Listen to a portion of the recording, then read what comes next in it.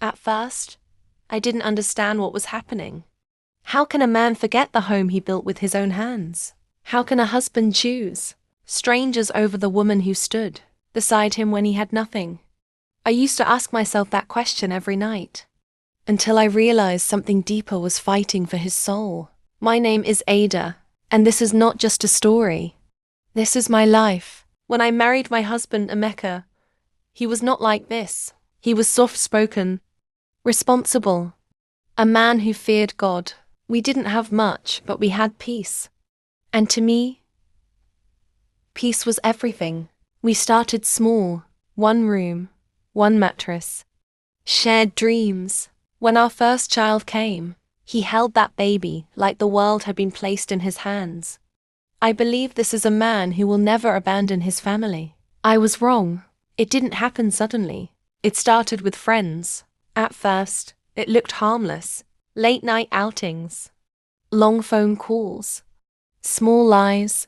Then slowly, those same friends became his voice. Before he makes any decision, he calls them. Before he listens to me, he listens to them. If I say, let's save money, they say, enjoy your life. And suddenly, my voice becomes noise. One night, around 11:47 p.m., my phone rang. It was my friend. Her voice was shaking. Ada, are you at home? I said yes. She went silent for a few seconds. Then she said, I'm at a club, and I just saw Emeka. My heart skipped. Are you sure? I asked. She whispered, he is here, with a girl. Not just a girl, different girls. And his friends are hyping him. I couldn't breathe. That night, I didn't sleep. I sat on the edge of the bed, staring at the door, waiting for a man I didn't recognize anymore. One day, something broke inside me. My husband rented an apartment. Not for us, but for his friend. Not just rent. He furnished it, bought him clothes, gave him money, paid his bills like he was raising another man. Meanwhile, I was at home calculating how to feed our children. I asked him, Emeka, what about us?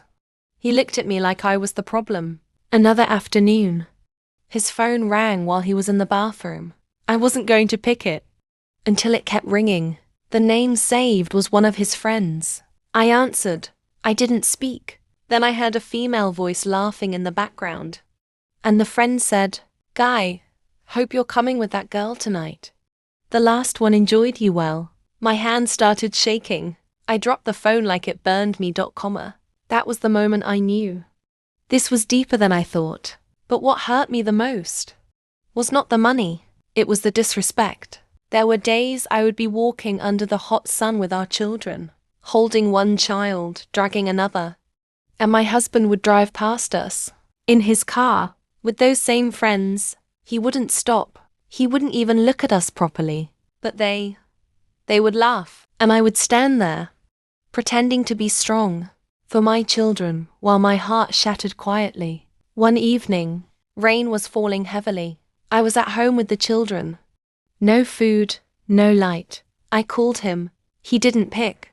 Hours later, my phone buzzed again. Another friend sent me a message. Ada, I don't know if I should tell you this, but your husband just paid for everyone's drinks in the club. They are spraying money. I looked around the dark room, and I laughed. Not because it was funny, but because pain had finished its work. Unknown to me, those friends were not just bad influences. They were evil. They filled his ears with lies. Your wife is controlling. She is not good enough. You deserve better women. And to complete their plan, they brought girls to him. Different women. Different temptations. Destroying everything we built. Piece by piece, I tried to fight for my marriage. I talked. I cried. I prayed. There were nights I would kneel down and say, God, this is not the man I married. Bring him back to me. But nothing changed. At some point, I got tired. Not tired of marriage, but tired of fighting alone. I wanted to leave, but every time I packed my things, something would whisper in my heart, fight differently. So I stopped shouting. I started praying. Deep prayers. Dangerous prayers. Not just for my marriage, but for his soul.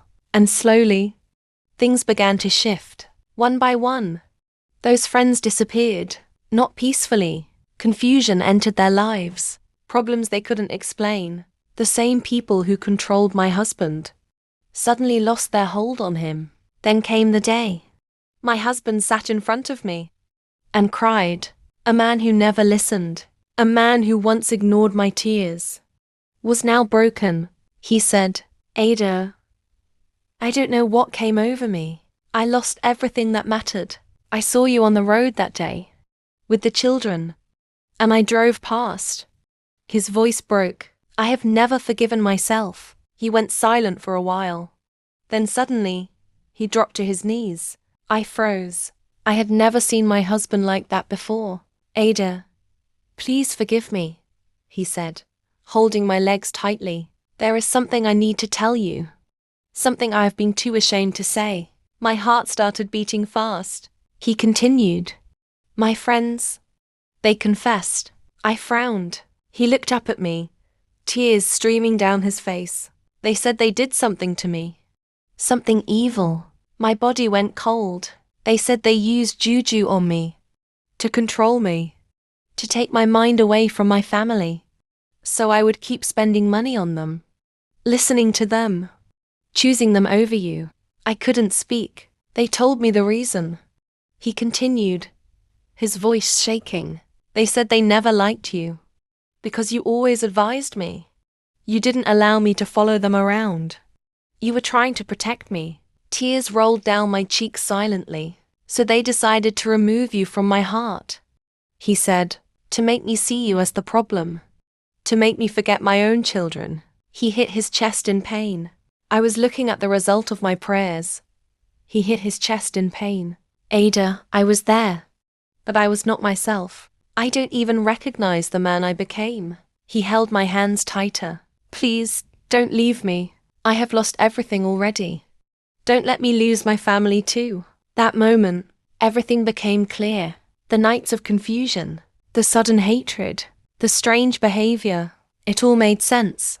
But even in that moment, I knew something deeper. Yes, they may have done evil, but it was God who brought him back.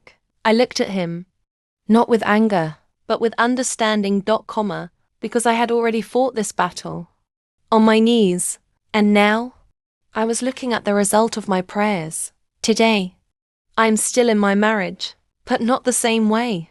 I am no longer just a wife. I am a watchman over my home, because I learned something the hard way. Not every problem in a marriage is ordinary. Some battles are fought with tears. Others are fought on your knees. Lesson: if the person you love suddenly becomes someone you don't recognize, don't just fight them. Ask yourself, who is influencing them? And more importantly, am I fighting physically or spiritually?